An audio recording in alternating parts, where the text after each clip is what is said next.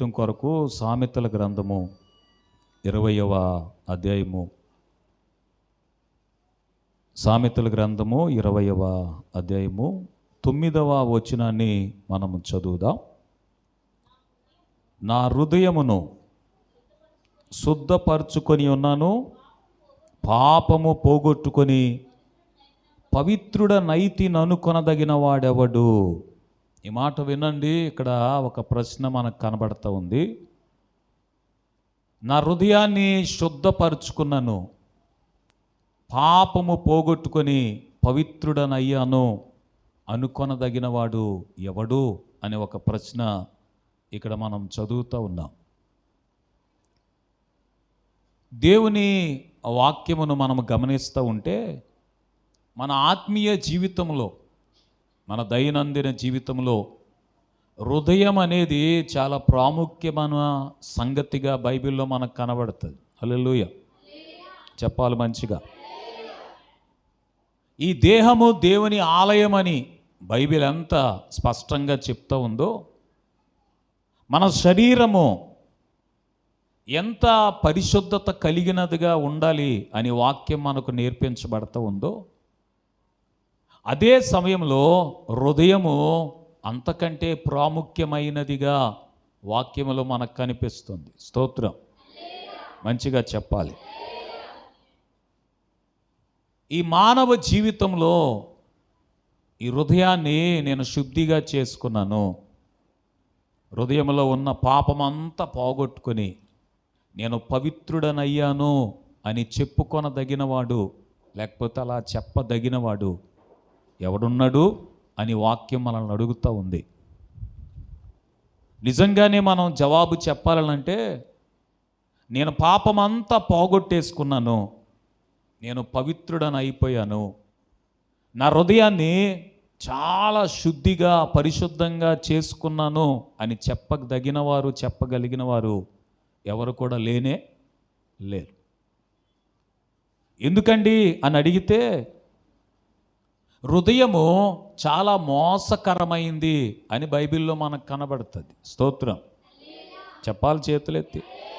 మన ఇర్మీయా గ్రంథం 17వ అధ్యాయము 9వ వచనాన్ని 10వ వచనాన్ని చదువుతుంటే, హృదయము మనిషిని ఎంతగా మభ్య పెడుతుందో, ఎంతగా భ్రమ పెడుతుందో, ఎంతగా మోసం చేస్తుందో వాక్యం మనకు చాలా స్పష్టంగా నేర్పిస్తూ ఉంది. ఇర్మీయా గ్రంథము 17వ అధ్యాయము 9, 10 వచనాలు మనము చదువుదాం ఒకసారి. హృదయము అన్నిటికంటే మోసకరమైంది, అది ఘోరమైన వ్యాధి కలది, దాన్ని గ్రహింపగలిగిన వాడెవడు. ఒకని ప్రవర్తనను బట్టి వాని క్రియల ఫలము చొప్పున ప్రతీకారము చేయుదము. యెహోవాను నేను హృదయములను పరిశోధించేవాడను, అంతరింద్రియములను పరీక్షించేవాడను అని ప్రభువు చెప్తున్నాడు. ఈ హృదయాన్ని శుద్ధి చేసుకున్నాను, పాపమంతా పోగొట్టేసుకున్నాను, నేను పవిత్రుడనయ్యాను అని చెప్పదగిన వారు ఎవ్వరు కూడా లేరు అని మనం చెప్పడానికి కారణం ఏంటనంటే, ఈ హృదయం అన్నిటికంటే కూడా మోసకరమైందని బైబిల్ చెప్తుంది. ఇప్పుడే మనం దేవుని సన్నిధిలో పాపం ఒప్పుకుంటాం, ఇప్పుడే నా హృదయాన్ని శుద్ధి చేయి ప్రభు అని ప్రభుతో చెబుతాం, ప్రభు సన్నిధిలో కన్నీరు కార్చి పశ్చాత్తాపంతో ప్రార్థన చేస్తాం. అయితే అప్పుడు మనకు అనిపిస్తుంది, నేను ఇక పవిత్రమైన సమర్పణ చేసుకొని పవిత్రమైన జీవితానికి నేను మొదలు పెట్టానని అనిపిస్తూ ఉంటుంది. కానీ హృదయం వెంటనే మోసం చేస్తుంది. మందిరంలో నుంచి ఇంటికి వెళ్ళగానే, లేక ఒకసారి బైబిల్ చదివి బైబిల్ను మూసి పెట్టగానే, ప్రార్థన చేసి మోకాళ్ళ మీద నుంచి లేచి ఏమని మనం మన పనులకు ఉపక్రమించగానే హృదయం వెంటనే ఈ లోక సంబంధమైన వాటితో ఈ హృదయాన్ని నింపేసుకొని, మోసకరమైన సంగతులతో హృదయాన్ని నింపేసుకొని మనల్ని ఏమని భ్రమలో బ్రతికేటట్టుగా చేస్తుందనంటే, నేను పవిత్రంగానే ఉన్నాను, నేను భక్తిగానే ఉన్నాను, నేను నా యథార్థతను వదిలిపెట్టలేదు అని మనల్ని మోసం చేసి మోసములో బ్రతికేటట్టుగా చేస్తుంది. ఎందుకు అనంటే, అన్నిటికంటే హృదయం మోసకరమైంది అని బైబిల్ మనకు నేర్పిస్తూ ఉంది. స్తోత్రం. అది ఘోరమైన వ్యాధి కలిగింది. ఒకవేళ మీకు నాకు కలిగిన వ్యాధి, బలహీనత, ఎటువంటి భయంకరమైన రోగమైనా స్కానింగ్ తీస్తే, లేకపోతే టెస్టులు చేస్తే, పరీక్ష చేస్తే వెంటనే బయటపడతాయి. ఈ బాధకు, ఈ వ్యాధికి, ఈ బలహీనత కారణం ఏంటో మనం కనిపెట్టుకోగలుగుతాం, మనం కనుగొనగలుగుతాం. కానీ హృదయంలో ఉన్న ఈ ఘోరమైన వ్యాధి, ఆ వ్యాధి ఏంటనంటే పాపం అనే వ్యాధి. దాన్ని గ్రహించగలిగిన వాడు ఎవడు కూడా లేడు. అందుకని ఎప్పటికప్పుడు మన హృదయాన్ని వాక్యము చేత పరిశీలన చేసుకుంటూ, పరీక్ష చేసుకుంటూ మనం ప్రతిదినం మన హృదయాన్ని శుద్ధి చేసుకొనవలసిన అవసరాన్ని ఈ ఉదయకాలమందు నేను మీకు జ్ఞాపకం చేస్తున్నాను. ఒక్కసారి స్తోత్రం చెప్దామా? హల్లెలూయా. ఎందుకు ప్రతిదినం మనం వాక్యపు వెలుగులోనికి రావాలి? ప్రతిదినం వాక్యమనే ఉదకంతో మనం ఎందుకు స్నానం చేయాలి? ఎందుకు ప్రతిదినం వాక్యము చేత మనల్ని మనం పరీక్ష చేసుకోవాలి అని అంటే, మీరు క్యాన్సర్ గురించి ఆలోచన చేస్తే, కొన్నిసార్లు క్యాన్సర్ వ్యాధి కొరకు సర్జరీలు జరుగుతాయి. ఆ క్యాన్సర్ పుండును బయటికి తీసేస్తారు. ఆపరేషన్ జరిగిన తర్వాత, సర్జరీ జరిగిన తర్వాత కూడా ఆ లోపల ఆ క్యాన్సర్ పుట్టడానికి 100% అవకాశాలు ఉంటాయంట. పాపం కూడా అంతకంటే భయంకరమైంది. ఇప్పుడే శుద్ధి చేసుకున్నాం, ఇప్పుడే పరిశుద్ధపరిచాం, ఇప్పుడే మేము ప్రార్థనలో పవిత్రులం అయ్యాం అనుకొని మనం బయటికి వెళ్ళే లోపు ఈ పాపం ఏ రూపంలో హృదయంలో చేరుతుందో మనం అసలు ఎవరిని గురించి ఎవరం కూడా చెప్పలేం. అందుకనే ఎప్పటికప్పుడు హృదయములను పరిశీలన చేసే ప్రభు సన్నిధిలో, అంతరింద్రియములను పరీక్ష చేసే ప్రభు సన్నిధిలో మనల్ని మనం ఎప్పటికప్పుడు పరిశోధన చేసుకుంటూ, పరీక్ష చేసుకుంటూ మన భక్తిని, మన యథార్థతను, మన నీతిని మనం కొనసాగించవలసిన అవసరాన్ని ఈ ఉదయకాలమందు నేను మీకు జ్ఞాపకం చేస్తున్నాను. హల్లెలూయా. చెప్దామా మంచిగా? హల్లెలూయా. ఎందుకనంటే బైబిల్ చెప్తుంది, అందరూ పాపము చేసి దేవుడు అనుగ్రహించే మహిమ పొందలేకపోతున్నారు. దేవుడు మనిషి కొరకు నిర్ణయించింది ఏంటనంటే మహిమ. మానవుణ్ణి చేసినప్పుడు మనిషిని దేవుడు దేనితో నింపాడనంటే మహిమతోనే నింపి ఉంచాడు. స్తోత్రం. చెప్దాం మంచిగా? హల్లెలూయా. ఏదైనా తోటలోకి మనం వెళ్తే ఆదాము అవ్వల్ని దేవుడు మహిమ శరీరములను వారికి ఇచ్చి మట్టితోనే చేశాడు, కానీ వారిని నింపింది దేనితోనంటే మహిమతో నింపాడు. వారి మహిమ శరీరములు కలిగిన వారిగా ఉండేవారు. స్తోత్రం. ఎవడ మహిమ శరీరానికి వ్యాధులు ఉండవు, బాధలు ఉండవు, చింత ఉండదు, వేదన ఉండదు. ఇప్పుడు 42వ కీర్తనలో చదివాం కదా, ఆ కీర్తనలో కూడా అంటాడు, నా ప్రాణమా నాలో నీవేళ కృంగి ఉన్నావు, నాలో నీవు ఎందుకు తొందరపడుతున్నావు. ఈ కీర్తన చదివినప్పుడు, ఆ మాటలు వింటున్నప్పుడు, ఎవరైనా మనతో చెబుతున్నప్పుడు దేవుని యందు నిరీక్షణ ఉంచి అని చెప్పినప్పుడు ఒకంత ధైర్యం అనిపిస్తుంది. కానీ కాసేపు గడవగానే, కొంత సమయం తర్వాత మరలా మన గురించి మనం చూసుకొని, మన గురించి మనం ఆలోచన చేస్తే మన ప్రాణము మరలా మనలో నీరైపోతుంది. నా మాటలు అర్థమైనయా? ఇప్పుడే ధైర్యం అనిపిస్తుందా? మరలా కొద్దిసేపటి తర్వాత మన గురించి మనం ఆలోచన చేసుకుంటే వెంటనే మన గుండె పిరికితనంతో నిండిపోయి మన మనసు నీరైపోద్ది, మన ప్రాణము నీరైపోద్ది. ఎందుకు అనంటే ఈ మట్టి దేహము ఎప్పటికప్పుడు బలపరచబడితే తప్ప, ధైర్యపరచబడితే తప్ప ఈ మట్టి దేహము బ్రతకటానికి చాలా కష్టమైపోతుంది. అదే దేవుడిచ్చిన మహిమ దేహము, మహిమ శరీరం అయితే దానికి ఆకలి దప్పులు లేవు, అసలు ఆ శరీరానికి బలహీనతలే లేవు.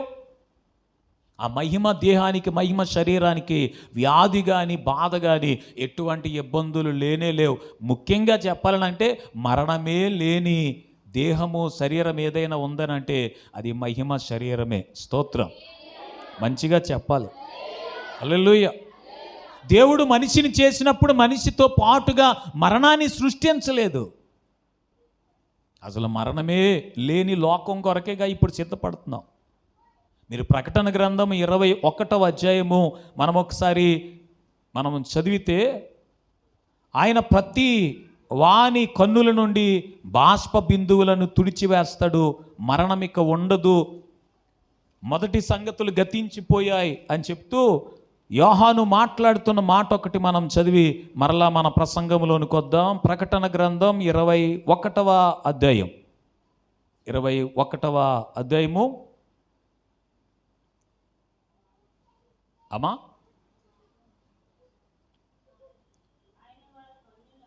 8వ వచనమా 4వ వచనం చదువుదాం. ఆయన వారి కన్నుల నుండి ప్రతి బాష్ప బిందువును తుడిచివేస్తాడు, మరణం ఇక ఉండదు, దుఃఖమైన ఏడుపైన వేదనైనా ఇక ఉండదు, మొదటి సంగతులు గతించిపోయాయని సింహాసనంలో నుండి వచ్చిన ఒక గొప్ప స్వరము చెప్పడం విన్నానని చెప్తున్నాడు. స్తోత్రం చెప్పాలి మంచిగా. మరణం ఇక ఉండదు, వేదనైనా ఏడుపైన దుఃఖమైనా ఇక ఉండదు అని చెప్తున్నారు. ఎందుకు అని అంటే, మీరు ప్రారంభపు వచనం చదివితే, ఇదిగో క్రొత్త భూమిని క్రొత్త ఆకాశాన్ని నేను చూస్తున్నాను అంటున్నాడు. దేవుడు మనల్ని ఉంచబోయే ఆ మహిమ రాజ్యములో, మహిమ లోకములో మనుషులకు అసలు మరణమే ఉండదు. స్తోత్రం. చేతులెత్తి మంచిగా చెప్దాం. ఏముండదు? పక్కవారికి సెకండ్ ఇచ్చి చెప్పండి, మరణమే లేని మహిమ రాజ్యం కొరకు మనం సిద్ధపడుతున్నామని చెప్పండి. మరణమే లేని మహిమ రాజ్యం కొరకు మనం సిద్ధపడుతూ ప్రతి దినము మన హృదయాన్ని ఎంత భద్రంగా కాపాడుకోవాలి అని అంటే, ఎంత భద్రంగా కాపాడుకోవాలని అంటే, సామెతల గ్రంథం 4వ అధ్యాయము 24వ వచనాన్ని మనం చదువుతుంటే, అన్నిటికంటే ముఖ్యంగా నీ హృదయాన్ని భద్రముగా కాపాడుకో. ఎందుకు అని అంటే, నీ హృదయములో నుండి జీవధారలు బయలు వెళతాయి అని చెప్తున్నాడు. స్తోత్రం. వచనాన్ని సరిగా చెప్పానా లేకపోతే? 4వ అధ్యాయం కరెక్టు. సామెతల గ్రంథం 4వ అధ్యాయం అమ్మా 23 చదవండి. నీ హృదయములో నుండి జీవధారలు బయలుదేరతాయి కనుక అన్నిటికంటే ముఖ్యంగా నీ హృదయాన్ని భద్రముగా కాపాడుకో. స్తోత్రం. చేతులెత్తి మంచిగా. ఈ హృదయాన్ని భద్రంగా కాపాడుకోవాలి. హృదయాన్ని ఎప్పటికప్పుడు శుద్ధి చేసుకుంటూ ఉండాలి. హృదయాన్ని చాలా జాగ్రత్తగా మనం పరిశీలన చేయాలి, పరీక్ష చేయాలి. స్తోత్రం. చేతులెత్తి మంచిగా. అందుకే ఈ ప్రశ్న మన ముందు ఉంచుకొని, నా హృదయాన్ని శుద్ధి చేసుకున్నాను, నేను పాపం పోగొట్టుకొని పవిత్రుడనయ్యాను అని చెప్పగలిగిన వాడు భూమి మీద ఎవరు కూడా లేరు. రోమీయులకు రాసిన పత్రిక 3వ అధ్యాయం 23వ వచనం చెప్తుంది, ఏ భేదం కూడా లేదు, అందరూ పాపం చేసి దేవుడు అనుగ్రహించే మహిమ పొందలేకపోతున్నారు. ఈ హృదయంలో పాపం ఉన్న కారణంగానే దేవుని మహిమను మనము చూడలేకపోతున్నాం, మహిమను మనం పొందలేకపోతున్నాం. హల్లెలూయా చెప్పాలి మంచిగా. దేవుని మహిమ మన జీవితంలో మనం పొందాలి, దేవుని మహిమను మనం చూడాలి అని అంటే మన హృదయాన్ని ఎప్పటికప్పుడు భద్రంగా కాపాడుకోవాలి. స్తోత్రం. హృదయాన్ని ఏం చేయాలి? భద్రంగా కాపాడుకోవాలి. ఇప్పుడు యోహాను సువార్త 11వ అధ్యాయంలో లాజరు మరణించిన ఉదంతాన్ని మనం చదువుతాం. లాజరు మరణించిన తర్వాత యేసు ప్రభు వారికి ఆ వార్త చెప్పారు, ఇదిగో మన స్నేహితుడైన లాజరు చనిపోయాడు, మనం చూడడానికి వెళ్దాం రండి అని యేసు ప్రభు చెప్తూనే 3 రోజుల తర్వాత వెళ్ళాడంట. 3 రోజుల తర్వాత వెళ్ళేసరికి మార్త కంగారు పడి, ప్రభువా నీవు ఇక్కడ ఉండుంటే నా తమ్ముడు అసలు మరణాన్ని చూడకుండా బ్రతుకుండును, ఎందుకనంటే నువ్వు ప్రార్థన చేస్తావు. అప్పటికే ఆ పాటికే మరణించిన వారిని బ్రతికించిన సందర్భాలు బైబిల్లో మనం చదువుతాం. ఆ సంగతులు మార్తకు కూడా తెలుసు కనుక, నువ్వు ఇక్కడ ఉండుంటే నా తమ్ముడు, నా సహోదరుడు మరణించి ఉండకపోను, నువ్వు ఆలస్యం చేసావు, ఆయన మరణించాడు అని అంటే యేసుప్రభు చెప్పారు, మార్త ఇప్పుడైనా ఏం కంగారు లేదు, నువ్వు నమ్మితే దేవుని మహిమ చూస్తావు అని చెప్తున్నాడు ఆయన. స్తోత్రం. నువ్వు నమ్మితే దేవుని మహిమ చూస్తావు అన్నాడు. కానీ మార్తకు ఆ మాట అర్థం కాక అంటది, మా తమ్ముడు మరణించి 4 రోజులు అయిపోయింది, ఇప్పుడు ఆ నా తమ్ముని యొక్క మృతదేహాన్ని, ఆ శరీరాన్ని మేము సమాధిలో పెట్టాం, అది ఈ పాటికే కుళ్ళిపోయి కంపు కొడుతుందని చెప్తున్నట్టుగా మార్త మాటలు మనం గమనిస్తాం. కానీ యేసుప్రభు వారు చెప్పిన మాటను నేను మీకు చూపిస్తూ జ్ఞాపకం చేస్తూ, నీవు నమ్మితే దేవుని మహిమ చూస్తావని ప్రభు చెప్పారు. స్తోత్రం. ఆ రోజున మార్తతోనే కాదు, ఈ దినాన మనతో కూడా ప్రభు చెప్పే మాట ఏంటనంటే, మనము దేవుని మహిమ చూచేటట్లుగా, మన ఆయన కార్యాలను అనుభవించగలిగేటట్టుగా చేయటమే దేవుని యొక్క గొప్ప ఉద్దేశం. స్తోత్రం. హల్లెలూయా. ఆయన మహిమను మనం చూడాలి అని అంటే మన హృదయాన్ని చాలా భద్రంగా కాపాడుకోవాలి. దానిలోనికి చిన్న దోషము, లోపము, పాపము, అపవిత్రత కూడా చేరకుండా మన హృదయాన్ని ఎప్పటికప్పుడు శుద్ధి చేసుకుంటే మన జీవితం నిండా, మన బ్రతుకు నిండా దేవుని మహిమ కార్యాలను మనం అనుభవించగలుగుతాం. హల్లెలూయా, హల్లెలూయా. మోషే దేవుణ్ణి చూడాలని ఆశపడ్డాడు. మీరు నిర్గమకాండం 33వ అధ్యాయంలో చూస్తుంటే దేవుణ్ణి అడుగుతాడు, ప్రభువా నిన్ను చూచే భాగ్యం నాకు కావాలి, నిన్ను చూడాలనుకుంటున్నాను అని అడిగితే దేవుడు అంటున్నాడు, నన్ను చూసి బ్రతికిన వాళ్ళు ఎవరు కూడా లేరు, కనుక ముఖాముఖిగా నన్ను చూడలేవు, కానీ నేను వెళ్తున్నప్పుడు నా వెనక భాగాన్ని నీకు చూపిస్తానని చెబుతూ ఆయన అంటాడు, నా మహిమను నీకు చూపిస్తానని ప్రభు చెప్పారు. స్తోత్రం. ఇంకా మంచిగా చెప్పండి. ఏం చూపిస్తాడట? ఆయన మహిమ. దేవుని బిడ్డగా నీవు నేను మనము దేవుని మహిమను చూడగలిగే స్థాయికి మన ఆత్మీయ జీవితం ఎదగాలి. దేవుని మహిమను మనము చూడాలి. స్తోత్ర. ఎవరి మహిమ? దేవుని మహిమను మనం చూడాలి.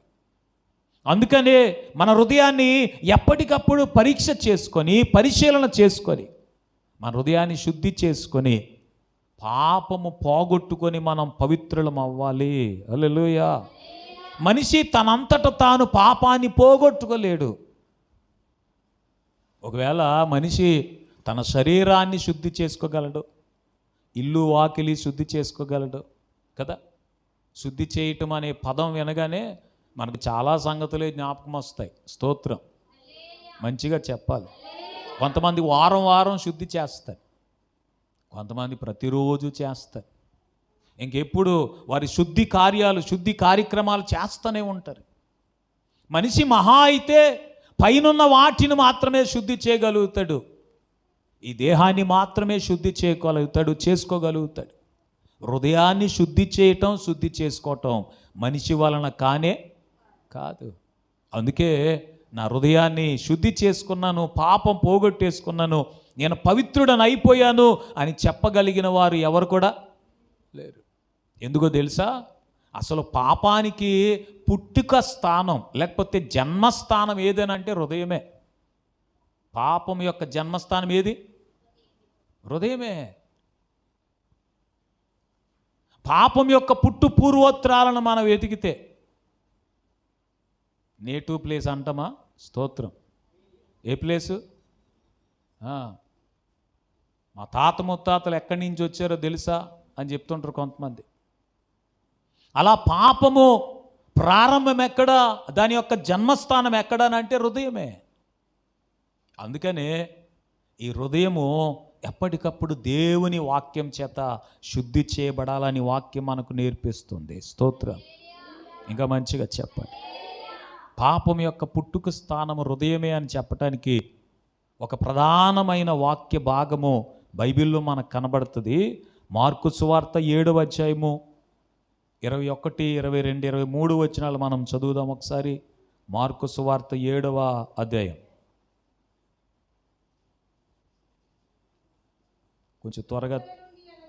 లోపల నుండి అనగా మనుషుల హృదయంలో నుండి దురాలోచనలు, జారత్వము, దొంగతనము, నరహత్య, వ్యభిచారం, లోభము, చెడుతనం, కృత్రిమం, కామ వికార చేష్టలు, మత్సరం, దేవదూషణ, అహంకారం, అవివేకము వస్తుంది. ఈ చెడ్డవన్నీ హృదయములో నుంచి బయటకు వచ్చి మనుష్యుని అపవిత్రం చేస్తాయి. మనుషుల్ని అపవిత్రం చేసే దాని గురించి మనం ఆలోచన చేస్తే ఏదైనా బురద అంటుకుంది అనుకోండి, లేకపోతే ఏదైనా మలినం అంటుకుంది అనుకోండి, ఏదైనా అపవిత్రమైంది ఇది, అలాంటిది మన చేతికి తగిలింది, కాలుకి తగిలింది, మనకు ముట్టుకున్నాం, ఎవరో పట్టుకున్నారు, అప్పుడే అపవిత్రమయ్యాము అనుకుంటాం. దానికంటే భయంకరమైన అపవిత్రత ఏంటి అని అంటే, కొంతమంది మైలు మాపుకోవటం అంటారు కదా. స్తోత్రం. ఏం మాపుకోవటం? ఇది ఎంత ఇష్టమో మనుషులకే. అన్నీ బాగా మాపుకుంటారు, కానీ ఇది మాపుకోవాలి. చేతులు ఎత్తి స్తోత్రం చెప్దాం సార్. పక్క వాళ్ళకి సెకండ్ ఇచ్చి మనం మాపుకోవలసిన మైలు ఒకటి ఉందని చెప్పండి. ఏ మైలు అనుకుంటున్నారు? అది హృదయములో నుంచి వచ్చే ఈ అపవిత్రమైనదంతా కూడా ఎప్పటికప్పుడు మనం శుద్ధి చేసుకోవాలి. దేవదూషణ, అహంకారము, అవివేకము, దురాలోచనలు, జారత్వము, నరహత్యలు, క్రోధము, దేవదూషణ, ఇలాంటివన్నీ కూడా హృదయం లోపల నిండిపోయి ఉన్నాయి. ఇవన్నీ మనం ఎప్పటికప్పుడు శుద్ధి చేసుకోవాలని వాక్యం చెప్తుంది. ఎలా శుద్ధి అవుతుంది పాస్టర్ గారు? నా లోపల ఏముందో నాకు ఎలా తెలుస్తుంది అంటే, వాక్యాన్ని మనం చదువుతున్నప్పుడు, వాక్యాన్ని మనం వింటున్నప్పుడు, వాక్యమును గురించి ధ్యానము చేస్తూ ఉన్నప్పుడు, ఇవన్నీ మనలో ఏమేమి లోపాలు ఉన్నాయో, లోటుపాట్లు ఉన్నాయో, ఏది శుద్ధి చేసుకోవాలో అవన్నీ వాక్యం మనకి వాటన్నిటిని పైకి ఎత్తి చూపిస్తుంది, బయటికి తీసుకుని వచ్చి చూపిస్తుంది. స్తోత్రం చెప్పాలి మంచిగా.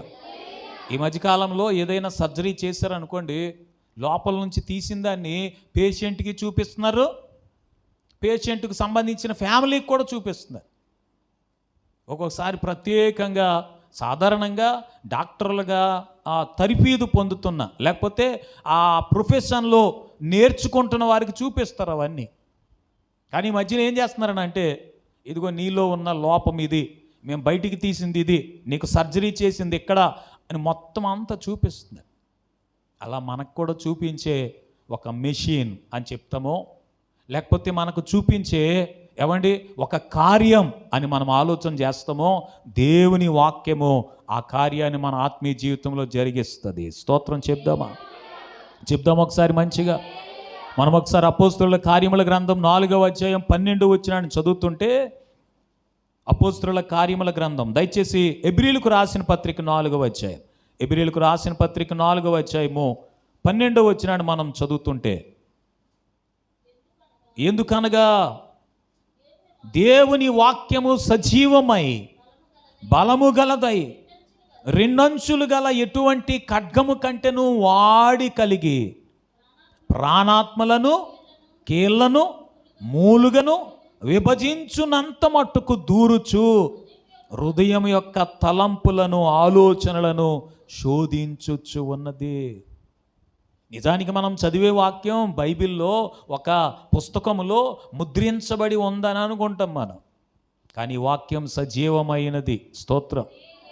ఏం కలిగింది? జీవం కలిగింది. ఈ వాక్యములో ఎంత జీవం ఉందంటే, మన ప్రాణాత్మలను, కీళ్లను, మూలుగను కూడా విభజించేనంత మట్టుకు మన హృదయం లోపలికి దూరిపోయి మన హృదయంలో ఉన్న తలంపులను, ఆలోచనలను అదేం చేస్తుందనంటే శోధిస్తూ ఉంటుందంట. స్తోత్రం చెప్పాలి చేతులెత్తి. సజీవమైన దేవుని వాక్యం. ఇంకా ఇది ఎంత శక్తివంతమైంది, ఎంత పవర్ఫుల్ అని అంటే, వాడి కలిగిన రెండంచులు గల ఎటువంటి ఖడ్గము కంటే, సాధారణంగా సర్జరీ చేసే కత్తులు ఉంటాయి కదా, సర్జరీ చేసే బ్లేడ్స్ ఉంటాయి కదా, అవి చాలా షార్ప్గా ఉంటాయి. ఎంత షార్ప్గా ఉంటాయనంటే, వాటిని ఇలా తగిలిస్తే చాలు ఈ శరీరాన్ని కత్తిరించేస్తాయి. కానీ దానికంటే షార్ప్ అయిన, దానికంటే పదునైన వాక్యము దేవుడు మనకిచ్చాడు. స్తోత్రం. చెప్తారా మంచిగా? ఇప్పుడు వైద్య రంగంలో పెనుమార్పులు వచ్చేసాయి. చాలా ఆ టెక్నాలజీ డెవలప్ అయిపోయింది. శరీరాన్ని కత్తిరించకుండానే ఏం చేస్తారు? ఆపరేషన్లు కూడా చేసేస్తారు. దాన్ని లేజర్ ట్రీట్మెంట్ అని చెప్తాం. ఏ ట్రీట్మెంటు? కిరణాలను లోపలికి పంపించి, లేజర్స్ను శరీరంలోనికి పంపించి వాళ్ళు ఏం చేస్తారంటే మొత్తం మన శరీరంలో ఉన్న లోటుపాట్లు అన్నిటినీ సరిచేసేసి ట్రీట్మెంట్ చేసేస్తారు. స్తోత్రం. ఆ లేజర్ ట్రీట్మెంట్ కంటే కూడా శక్తివంతమైన కార్యం దేవుని వాక్యం మన జీవితంలో జరిగిస్తుంది. ఇంకా మంచిగా చెప్పాలి. ఎందుకనగా దేవుని వాక్యము సజీవమై బలము గలదై రెండంచులు కలిగిన ఎటువంటి ఖడ్గము కంటే కూడా వాడి కలిగి మన ప్రాణాత్మలను కీళ్లను మూలుగను విభజించునంత మట్టుకు దూరిపోయి మన హృదయం యొక్క తలంపులను ఆలోచనలను అది శోధిస్తూ ఉంటుంది.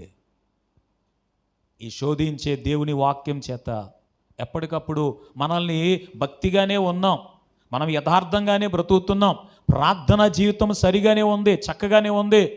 ప్రార్థన ద్వారా ఎప్పటికప్పుడు నన్ను నేను పవిత్రపరచుకుంటున్నాను, ప్రభువుకు నన్ను నేను సమర్పించుకుంటున్నానని మనం మోసములో బ్రతికేటట్టుగా చేసే హృదయాన్ని శోధించగలిగిన ఒక శక్తివంతమైన దేవుడు మనకిచ్చిన పరికరము, సాధనం ఏంటనంటే దేవుని వాక్యం. హల్లెలూయా, హల్లెలూయా. అందుకని దేవుని వాక్యాన్ని ప్రతిరోజు చదవాలి. ఎప్పుడు చదవాలి? బైబిల్ ఎంతమంది దగ్గర ఉందో ఒకసారి మీ బైబిల్ ఇలా చూపిస్తారా? అంటే బైబిల్ లేని వాళ్ళకి నేను ఫ్రీగా బైబిల్ ఇస్తానని ఆఫర్ ఏమి ఇవ్వట్లేదు. అంటే బైబిల్ అంటే దేవుని వాక్యం అంటే ఎంతమందికి ప్రేమ ఉందో ఒకసారి మనల్ని చూపించుకోవడానికి అనమాట. మీ బైబిల్ చూపించండి ఒకసారి. ఇలాగా దాదాపుగా అందరి దగ్గర ఉంది. ఈ బైబిల్ మన చేతిలోనో మన ఇంట్లోనో ఉండటమే కాదు, ప్రతిరోజు ఈ బైబిల్ను మనం చదివే వారిగా ఉండాలి. స్తోత్రం. ప్రతిరోజు ఏం చేయాలి? ఇప్పుడు ఇంట్లో చీపురు కట్ట ఉన్నంత మాత్రాన మన ధూళంతా దాని అంతటా అది ఎగిరిపోతుందండి. అలాగైతే ఎంత బాగుండు కదా. పొద్దున్నే లేచి మన ఇల్లు వాకిలి ఊడ్చుకోవలసిన అవసరం ఏమీ ఉండకుండా, కొంతమంది చూడండి ఎంత మంచోళ్ళు అని అంటే ఇల్లు ఊడ్చుకోవటమే కాకుండా మన ఇంటి ముందు సిమెంట్ రోడ్డు ఉందనుకోండి, సిమెంట్ రోడ్డు కూడా తుడిసేసి సిమెంట్ రోడ్డు కూడా కడిగేస్తారు. అబ్బా, వాళ్ళకి ఎంత ఓపిక అండి. స్తోత్రం చెప్పండి. కొంతమంది సోమరోళ్ళు ఉంటారు, కనీసం వాళ్ళు ఉంటున్న గదిని కూడా ఏం చేయరు, కనీసం ఆ ధూళిలోనే ఆ దుమ్ములోనే తిరుగుతూ ఉంటారు. అక్కడ అలాగే ఉంటాయి, అందులోనే మసులుతూ ఉంటారు. కానీ కనీసం ఇల్లు చక్కగా సర్దుకోవటం కానీ చక్కబెట్టుకోవటం అసలు ఏమీ ఉండదు. అందుకే కాబోలు పెద్దవాళ్ళు చెప్పారు, ఇల్లు చూడు ఎవరిని చూడు. ఇల్లాలి యొక్క గొప్పతనం ఏం చూస్తే తెలిసిపోద్ది? ఇల్లు చూస్తే తెలిసిపోద్ది. స్తోత్రం చెప్పండి. అలాగే మన ఆత్మీయ జీవితం ఎప్పటికప్పుడు శుద్ధి చేసుకునే ఒక అద్భుతమైన సాధనం ఏంటనంటే, ఒక ఆత్మీయమైన కార్యాన్ని జరిగించేది ఏంటనంటే దేవుని వాక్యమే. బైబిల్ ఉంటే సరిపోదు, ఆ బైబిల్లో ఉన్న సజీవమైన వాక్యము ఎప్పటికప్పుడు మన హృదయంలోనికి పంపుతూ ఉండాలి, నింపుతూ ఉండాలి. స్తోత్రం. హృదయంలోనికి నింపుతూ ఉంటే మన హృదయం యొక్క తలంపులు, ఆలోచనలు అది శోధించి పరిశోధించి పరీక్ష చేసి హృదయంలో ఏ ఆలోచనలు ఉంటే మంచిదో వాటిని ఉంచుతుందట. అనవసరమైన వాటన్నిటినీ హృదయంలోంచి బయటికి గెంటేస్తుంది. స్తోత్రం చెప్పాలి. చేతులేదు. ఉల్లిపాయలతో పాటు వాటి తొక్కలు కూడా వండడం ఎప్పుడైనా చూశారు మీరు? వండలేదు ఎప్పుడూను. చాలా టేస్టీగా ఉంటాయి వేపుడెట్టుకుని తింటే. బీరకాయ ఏవండి, బీరకాయ మాత్రమే కాకుండా దాని తొక్కలు చట్నీ చేసుకున్న వాళ్ళని చూడలేదా? మరి ఉల్లిపాయ తొక్కలు వేపుడెట్టుకుని తినొచ్చుగా. చాలాసార్లు మన హృదయంలోనికి వచ్చే ప్రతి ఆలోచన మంచిగానే అనిపిస్తుందండి. మనకు కలిగే ప్రతి తలంపు కూడా ఏమనిపిస్తుంది అంటే ఇది సరైందే, ఇది చక్కగా ఉండేదే అనిపిస్తుంది. కానీ దేవుని వాక్యం ఒక్కటే ఏది మనకు అవసరమో, ఏది మనకు అవసరం లేదో, ఏది మంచిదో, ఏది చెడ్డదో, ఏది మన ఆత్మీయ జీవితానికి మేలు చేస్తుందో, ఏది మనకు ఏమంత ఉపయోగకరంగా ఉండదో వాటన్నిటినీ శోధించి పరిశోధించి వాటన్నిటిని మనకు తెలియచేస్తుంది. మనకు అవసరం లేని వాటన్నిటిని కూడా బయటికి నెట్టివేస్తుంది. హల్లెలూయా. అందుకనే ఈ మోసకరమైన హృదయాన్ని ఎప్పటికప్పుడు దేవుని వాక్యము చేత మనము పరిశోధన చేయించుకొని మన హృదయాన్ని మనం శుద్ధి చేసుకొనవలసిన వారమని ఈ పగటి వేళ ఈ మాటలు నేను మీకు చూపిస్తున్నాను. హల్లెలూయా, హల్లెలూయా. దేవుని వాక్యం ఒక్కటే మన హృదయం దేవుని ఎదుట సరిగ్గా ఉందో లేదో చెప్పగలిగింది, చూపించగలిగింది. కొన్నిసార్లు మనం అనుసరించే పద్ధతులు ఉంటాయి కదా, మంచి పద్ధతులు అనండి పక్క వాళ్ళతో ఒకసారి. మంచి పనులు, మంచి పద్ధతులు ఉంటాయి కదా.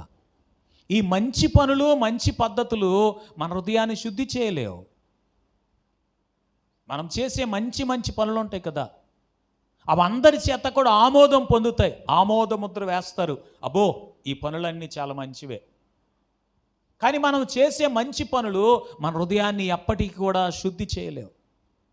ఎందుకు అని అంటే బైబిల్లో ఒక వ్యక్తిని నేను మీకు చూపించాలనుకుంటున్నాను. అతను చేసిన పనులను మనం జ్ఞాపకం చేసుకుంటే అసలు మనం అతన్ని గురించి ఏదైనా చెప్పమని చెప్తే ఇతను చాలా మంచోడండి అనే చెప్తాం. అపోస్తలుల కార్యముల గ్రంథం 8వ అధ్యాయం మనం ఒకసారి 8వ అధ్యాయం 17 నుంచి మనం ఒకసారి చదివి చూద్దాం.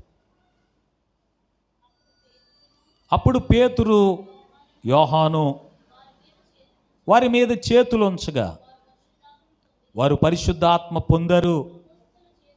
అపోస్తలులు చేతులుంచటం వలన పరిశుద్ధాత్మ అనుగ్రహించబడిందని సీమోను చూచి వారి ఎదుట ద్రవ్యం పెట్టి, నేను ఎవరి మీద చేతులుంచుతానో వారు కూడా పరిశుద్ధాత్మ పొందేటట్టు ఈ అధికారం నాకు ఇవ్వండి అని అడిగాడు. అందుకు పేతురు, నీవు ద్రవ్యం ఇచ్చి దేవుని వరం సంపాదించాలనుకుని తలంచుకుంటున్నావు, కానీ నీ వెండి నీతో నశించునుగాక, నీ హృదయము దేవుని ఎదుట సరి అయినదిగా కనబడలేదు గనుక ఈ కార్యమందు నీకు పాలు పంపులు లేవు. కాబట్టి నీ చెడుతనం మానుకొని మారు మనసు పొందు, ప్రభువును వేడుకో, ఒకవేళ నీ హృదయాలోచన క్షమించబడవచ్చు అని చెప్తున్నాడు. ఈ సీమోన్ ఎవరు అనంటే, మీరు పైన 8వ వచనం నుంచి మీరు 9వ వచనం నుంచి చదువుతుంటే, సీమోన్ అనే ఒక మనుష్యుడు ఆ ప్రాంతంలో చాలా గొప్పవాడిగా పేరు పొందాడు. దేనివల్ల అంటే గారడీ చేస్తూ. ఏం చేస్తూ? గారడీ చేస్తూ. అతను చేసే పనులను చూసినప్పుడు అందరూ ఆశ్చర్యపడుతున్నారట. ఆశ్చర్యపడుతూ అతను ఒక గొప్ప వ్యక్తి అని పేరు పొందిన ఆ రోజుల్లో అపోస్తలుడైన పేతురు గారు దేవుని వాక్యాన్ని, సువార్తను ప్రకటించగానే ఇతను ఆ వాక్యం విన్నాడు, యేసుప్రభుని అంగీకరించాడు, బాప్తీసం కూడా పొందాడు. స్తోత్రం. ఏం కూడా పొందాడు? మీరు ఆ మాట చదవటానికి మనము 11వ వచనాన్ని ఒకసారి మనం చదువుతాం చూడండి. 13వ వచనాన్ని చదువుదాం. అప్పుడు సీమోను కూడా నమ్మి బాప్తిస్మం పొంది పిలుపును ఎడబాయకుండా ఉండి సూచక్రియలను గొప్ప అద్భుతములను జరుగుట చూచి విభ్రాంతి పొందాడంట.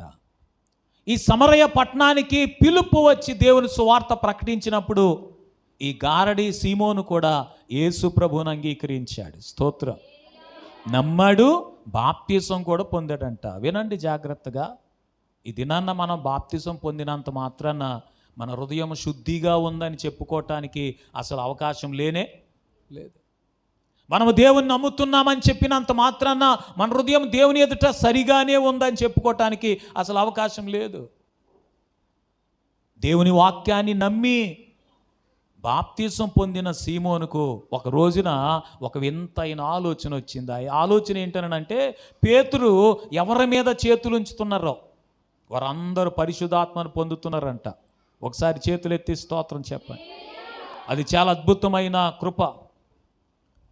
ఇది చూసినప్పుడు సీమోనుకు కూడా ఒక ఆశ కలిగింది. సీమోనుకు కూడా ఒక ఆలోచన వచ్చింది. చాలా ద్రవ్యాన్ని, చాలా అప్పట్లో వెండి రూపాయలు ఉండేగా, ఈ వెండి రూపాయలను తీసుకుని వచ్చి పేతురు ముందు పెట్టి, నేను ఎవరి మీద చేతులు ఉంచుతానో వారు కూడా పరిశుద్ధాత్మ పొందేటట్టుగా ఈ అధికారం నాకు కూడా కావాలి అని చెప్పి దాన్ని కొనుక్కోవాలని ప్రయత్నం చేశాడట. పేతురు అంటాడు, నీ వెండి నీతో నశించునుగాక. నీ హృదయం దేవుని ఎదుట సరైనదిగా కనబడలేదు. నువ్వు దేవుని వేడుకొని పశ్చాత్తాపడి ప్రార్థన చేసుకో. ఒకవేళ నీ హృదయాలోచన క్షమించబడవచ్చు. ఇది నాన్న మనము చేసే మంచి పనులు ఏంటా? మంచి పనులు బాప్తీసం మంచి పనా కాదా? మనము దేవుని నమ్మటం మంచి పనేనా కాదా? మనందరము కూడా దేవుని నమ్మాము, దేవుని వాక్యాన్ని అంగీకరించాం, బాప్తీసం పొందాం. ఇవి చాలా మంచి పనులే. ఈ పనులను బట్టి మన హృదయం శుద్ధిగా ఉంది, పవిత్రమైపోయింది, నేను కడగబడ్డాను, దేవుని ఎదుట నేను సరిగానే జీవిస్తున్నానని చెప్పుకోగలిగిన స్థితి మనలో ఉండకపోవచ్చు. అందుకని మనం ఏం చేయాలనంటే దేవుని వాక్యం చేత ఎప్పటికప్పుడు మన హృదయాన్ని పరిశోధన చేసుకొని దేవుని ఎదుట మన హృదయాన్ని సరి చేసుకొని బ్రతకవలసిన వారమని ఈ మాటలను నేను మీకు జ్ఞాపకం చేస్తున్నాను. స్తోత్రం చెప్దాం మంచిగా. హల్లెలూయా. మీరు ఆలోచన చేయండి, డాక్టర్లు గుండెను మార్చగలరు కానీ హృదయాన్ని మార్చలేరు. నా మాటలు అర్థమయ్యినాయా? చాలామంది గుండె హృదయం కూడా ఒక్కటే అని బొమ్మలు వేసి చూపిస్తారు మనకి. హృదయం వేరు, గుండె వేరు. హల్లెలూయా చెప్పండి. హల్లెలూయా. డాక్టర్లు ఒకవేళ మార్పిడి చేయగలిగితే గుండెను మార్పిడి చేయగలరేమో. ఇప్పుడు అన్నీ మార్చేస్తున్నారు. ఎవరైనా అవయవ దానం చేసేవాళ్ళు ఉంటే వాళ్ళకి పెట్టి చాలా చక్కగా వైద్యం చేస్తున్నారు. ఈ లోకంలో ఎవరైనా గుండెను మార్చగలరేమో కానీ హృదయాన్ని మాత్రం మార్చడం ఎవరి వలన కాదండి. దేవుడు మాత్రమే ఒక నూతనమైన హృదయాన్ని మనకి ఇవ్వగలడు. స్తోత్రం. హల్లెలూయా. ఈ రోతతోనూ పాపముతోనూ సమస్తమైన కల్మషముతోనూ దుష్టత్వముతో నిండిపోయిన హృదయాన్ని పూర్తిగా మార్చివేసి ఒక నూతనమైన హృదయాన్ని ప్రభువు మాత్రమే మనకివ్వగలడు. హల్లెలూయా. హల్లెలూయా. అందుకే దేవుని వాక్యం చెప్తుంది, యెహెజ్కేలు గ్రంథం 36వ అధ్యాయము 26వ వచనాన్ని మనం చదువుతుంటే, యెహెజ్కేలు గ్రంథం 36వ అధ్యాయము 26వ వచనాన్ని మనం చదువుతుంటే, నూతన హృదయం మీకు ఇస్తాను, నూతన స్వభావము మీకు ఇస్తాను, రాతి గుండె మీలో తీసివేసి మాంసపు గుండె మీకు అనుగ్రహిస్తాను, నా ఆత్మను మీ అందుంచి నా కట్టడలను అనుసరించే వారిగా, నా విధులను గైకొనే వారిగా మిమ్మల్ని నేను చేస్తానని ప్రభు చెప్తున్నాడు. స్తోత్రం. దేవుని కట్టడలు అనుసరించే హృదయము మనసు ఎవరికి ఉంటుందని అంటే, హృదయం నూతన పరచబడిన వారికి మాత్రమే ఉంటుంది. హల్లెలూయా చెప్దాం మంచిగా. ఎవరికి ఉంటుంది? ఎవరి హృదయం అయితే నూతన పరచబడుతుందో, ఎవరి హృదయంలో నుంచి అయితే మార్కు సువార్త 7వ అధ్యాయంలో మనం చదివాం కదా, దురాలోచనలు, మత్సరము, అవివేకము, అహంభావము, జారత్వాలు, నరహత్యలు, ఏమండి దేవదూషణ, ఇలాంటి అపవిత్రమైనవన్నీ హృదయంలో ఉన్నవారు దేవుని కట్టడలు అనుసరించి నడుచుకోవటానికి కొంచెం కూడా ఇష్టపడరు. ఆ హృదయం రాతి గుండెలాగా చాలా కఠినంగా ఉంటుంది. దేవుని మాట అంగీకరించడానికి కానీ అనుసరించడానికి కానీ కొంచెం కూడా లోబడటానికి కానీ ఇష్టపడతారు హృదయం. ఎవరి హృదయం దేవుని మాటలను అనుసరించి బ్రతకటానికి లోబడే హృదయంగా ఉంటుంది అని అంటే, ప్రభు కృపచేత ఎవరైతే నూతన పరచబడిన హృదయాన్ని కలిగి ఉంటారో, స్తోత్రం, ఆయన అంటాడు నూతన హృదయాన్ని మీకు ఇస్తానని చెప్తున్నాడు. మన హృదయం నూతన పరచబడాలి. స్తోత్రం. మన హృదయం ఏం చేయబడాలి? నూతన స్వభావం మనలోనికి రావాలి. కొన్నిసార్లు మనం పైకి కనబడడానికి మనలో మార్పులు ఏం రాకపోయినా పర్వాలే. ఏం రాకపోయినా, ఇప్పుడు దేవుని నమ్మక ముందు, దేవుని నమ్మిన తర్వాత ఈ శరీరంలో మార్పులు ఏమైనా వస్తాయా? వస్తాయా రావా? అవునా కాదా మీరే చెప్పండి. ఆరాధన అయిన తర్వాత నన్ను కలిసి చెప్పండి. స్తోత్రం చెప్పండి మంచిగా. హల్లెలూయా. కొన్నిసార్లు మన ముఖంలో మార్పులు వస్తాయి, నిజంగానే వస్తాయి. అంతకుముందు దేవుని దగ్గరకు రాకముందు వారి ముఖాలు వేరేగా ఉంటాయి. మీరు గమనించుకోండి. వారి యొక్క చూపులు వేరేగా ఉంటాయి, వారి యొక్క ముఖం కవలికలు వేరేగా ఉంటాయి, అసలు వారి విధానమే వేరుగా ఉంటుంది. దాన్ని మన శరీరంలో కలిగిన మార్పు అని చెప్పలేం, కానీ హృదయంలో కలిగిన మార్పును బట్టి మనిషి ప్రవర్తన అంతా మారిపోతుందండి. స్తోత్రం. మనిషి ప్రవర్తన అంతా ఏమైపోద్ది? మారిపోతుంది. అందుకని వారి స్వభావమే మారిపోతుంది. అందుకు ప్రభు అంటున్నాడు, నూతన హృదయం మీకు ఇస్తాను, నూతన స్వభావాన్ని మీకు ఇస్తాను, నా ఆత్మను మీ అందుంచి నా కట్టడలు అనుసరించేవారిగా, నా విధులను గైకొనేవారిగా నేను మిమ్మల్ని చేస్తాను అంటున్నాడు. స్తోత్రం. నిజంగానే ఇన్ని మాటలు చెప్పుకుంటున్నాం కదా, ఇన్ని మాటలు చెప్పుకున్న తర్వాత ఈ మాటల ప్రకారంగా మన బ్రతుకును మలిచేది, మార్చేది, ఈ మాటల ప్రకారంగా బ్రతకగలిగేటట్టుగా చేసేది ఎవరు అని అంటే పరిశుద్ధాత్మ దేవుడే. స్తోత్రం. మనంతట మనం పరిశుద్ధంగా బ్రతకలేం, మనంతట మనం పవిత్రమైన హృదయాన్ని కలిగి ఉండలేం. దేవుడే మనకు నూతనమైన హృదయం ఇవ్వకపోతే, నూతనమైన స్వభావాన్ని ఇవ్వకపోతే మన స్వభావం ఎప్పటికీ మారదు. అప్పుడే మారినట్టు. స్తోత్రం. కొంతమంది చూడండి, అప్పుడే మనం జాలి పడినట్టు ఉంటారా, కాసేపటికి ఏమైపోతారు? కన్న తల్లే బిడ్డల మీద అప్పుడే జాలి పడుతుంది, అప్పుడే వీపు చెట్లు కొట్టేస్తుంది. స్తోత్రం. ఏం చేస్తుంది అంటే తప్పు చేస్తే కొట్టొద్దని కాదు సుమా, వారి స్వభావం అంతే. కన్న తల్లే కానీ చంటి బిడ్డ మీద కూడా ఏం చూపించలేరు? జాలి చూపించలేరు. అందుకని అమ్మమ్మలు, తాతయ్యలు, లేకపోతే నానమ్మలు ఏమంటారనంటే, ఏంటమ్మా చిన్న బిడ్డను అలా కొట్టేస్తున్నావు అని. మరి ఏం చేస్తారు మరి అంటది కన్న తల్లి.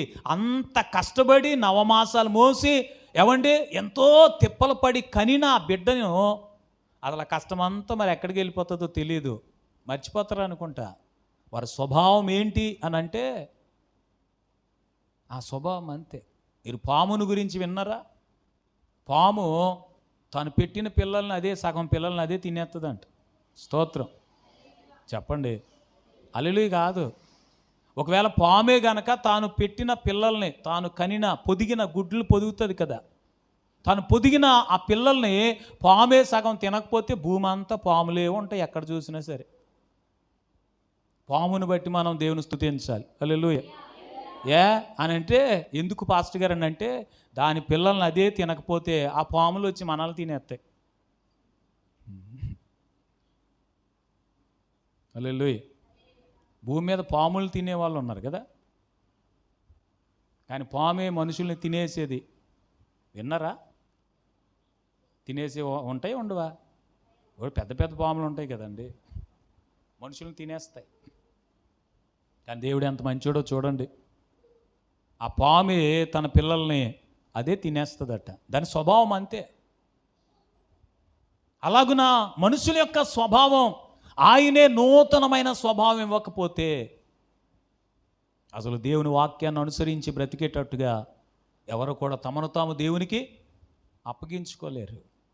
అందుకే దేవుని వాక్యమును అనుసరించి, ఆయన కట్టడలను, ఆయన విధులను అనుసరించి వాటిని గైకొనే వారిగా మనకొక నూతనమైన హృదయాన్ని అనుగ్రహించమని ప్రతి దినం ప్రభు సన్నిధిలో మనం ప్రార్థన చేసుకోవాలి. స్తోత్రం.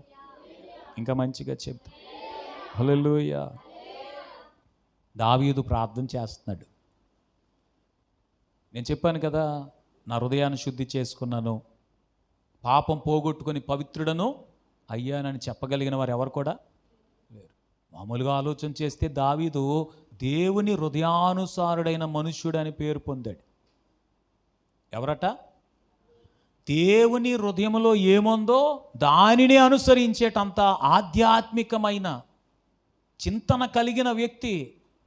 అలాంటి వ్యక్తి కూడా ఒక రోజున తన హృదయం దావీదుని ఎంతగా మోసపుచ్చిందనంటే, యుద్ధం జరుగుతున్న కాలంలో రాజుగా యుద్ధ భూమిలో ఉండాల్సిన ఆయన ఇంకొక సంగతి ఏంటనంటే, సాయంకాల సమయం సంధ్యవేళ అని చెప్పి రాయబడింది బైబిల్లో.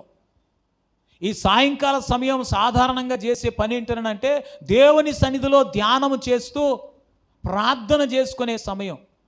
ఆ సమయంలో అయ్యగారు మిద్ది మీదకి ఎక్కారంట. మిద్ది మీదకి ఎక్కితే ఒక స్త్రీ స్నానం చేయటాన్ని ఇతను చూసి వెంటనే తన హృదయాన్ని అపవిత్రపరుచుకొని ఆ స్త్రీతో పాపము చేసి స్త్రీ యొక్క భర్తను చంపించేటంత భయంకరమైన కార్యానికి ఒడిగట్టాడు. దానివలన తర్వాత అసలు దావీదుకు చాలా చిక్కులు, చాలా బాధలు, చాలా కష్టమే వచ్చి పడింది. పశ్చాత్తాపపడి దావీదు చేసే ప్రార్థన 51వ కీర్తనలో మనం చదువుతాం. 51వ కీర్తన 10వ వచనాన్ని మనం చదువుతుంటే ఆయన ప్రార్థన చేస్తూ అడుగుతాడు, దేవా నా యందు శుద్ధ హృదయము కలుగచేయి, నా అంతరంగములో స్థిరమైన మనస్సును నూతనముగా పుట్టించు, నీ సన్నిధిలో నుండి నన్ను త్రోసివేయొద్దు, నీ పరిశుద్ధ ఆత్మను నా యొద్ద నుండి తీసివేయొద్దు, నీ రక్షణానందం నాకు మరలా అనుగ్రహించు అంటాడు. స్తోత్రం, హల్లెలూయా. రక్షణ యొక్క ఆనందం ఎప్పటికప్పుడు మనం దేవుని నుంచి ఏమండి రెన్యూ అంటాం కదా, రెన్యువల్ చేయించుకునే ఉంటాయి కదా కొన్ని. ఇప్పుడు ఒక సభ్యత్వం ఉందనుకోండి, ఆ సభ్యత్వాన్ని సబ్స్క్రిప్షన్ను ఏం చేస్తారంటే రెన్యువల్ చేయిస్తూ ఉంటారు. అలాగే రక్షణ పొందిన తొలి దినాల్లో మనకెంత ఆనందం ఉంటుందో, ఈ రక్షణ ఆనందం దేవుడు ఏం చెప్తే అది మాత్రమే చేసేటట్టుగా మనల్ని మనం అప్పగించుకునేటట్టు చేస్తుంది. స్తోత్రం. ఇంకా మంచిగా చూడండి, సంతోషంగా ఉన్నవాళ్ళు సంతోషంలో వాళ్ళని ఏం అడిగినా సరే ఇచ్చేస్తారు. ఏం చేస్తారు మీరు చెప్పండి? బాధలో ఉన్నారనుకోండి, ఇవ్వాలనే మనసును కూడా ఏం చేసుకుంటారు. అందుకని సహోదరీలు, తల్లులు, మీ భర్త మీకోసం ఏదైనా చేయాలనుకోండి, వాడిని హ్యాపీగా ఉంచటం ఎలాగో ఆలోచన చేసి వాడిని బాగా హ్యాపీగా చేసిన తర్వాత అప్పుడు అడగండి, ఆ మత్తులో, ఆ మైకంలో. స్తోత్రం. దాన్ని మత్తు మైకం అనకూడదు, ఆ పదం వాడకూడదు, కానీ ఆ సంతోషంలో మీకోసం ఏమైనా చేసేస్తారు. స్తోత్రం చెప్పండి, చెప్పండి చేతులెత్తి. అలాగే బ్రదర్స్కి కూడా ఒక మంచి సలహా, మీ భార్యలు మీకోసం ఏదైనా చేసి పెట్టాలి అని అంటే వారిని సంతోషంగా ఉంచటం ఎలాగో ఆలోచించి. అందరూ అన్ని విషయాల్లో సంతోషంగా ఉండరు. స్తోత్రం. ఒక్కొక్కరికి ఒక్కొక్క విషయం సంతోషంగా ఉంటుంది. అందుకని మీ ఇంట్లో మీ స్త్రీలు ఏ విషయంలో సంతోషంగా ఉంటారో దాని గురించి ఆలోచన చేసి వారిని మీరు సంతోష పెట్టగలిగితే మీకోసం ఏదైనా వాళ్ళు చేసి పెడతారు. స్తోత్రం చెప్పాలి చేతులెత్తి. అలా భర్తలేమో భార్యల్ని, భార్యలేమో భర్తల్ని సంతోషపెట్టే కుటుంబం సంతోష కుటుంబంగా ఉంటుందా, లేకపోతే ఏడుపుల ఇల్లులాగా ఉంటుందా చెప్పండి? ఎంత సంతోషంగా ఉంటుందండి. స్తోత్రం. భార్య భర్తలు సంతోషంగా ఉంటే పిల్లలు కూడా ఎలా ఉంటారు? భార్య భర్తలు కొట్టుకు చెప్తున్నారు అనుకోండి, పిల్లలు భయపడి చస్తారు, దాక్కుండి చస్తారు, పిలిచినా కానీ రారారు. హల్లెలూయా చెప్పట్లేదు మీరు. అందుకని భార్య భర్తలు ఎలా ఉండాలి అమ్మా? ఎప్పుడు ఆనందంగా ఉండాలి. హల్లెలూయా. ఎప్పుడు ఎలా ఉండాలి?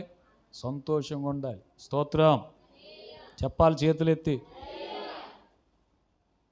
మామూలుగానే అందరికీ తెలిసిన సంగతే, కానీ దేవుని బిడ్డలుగా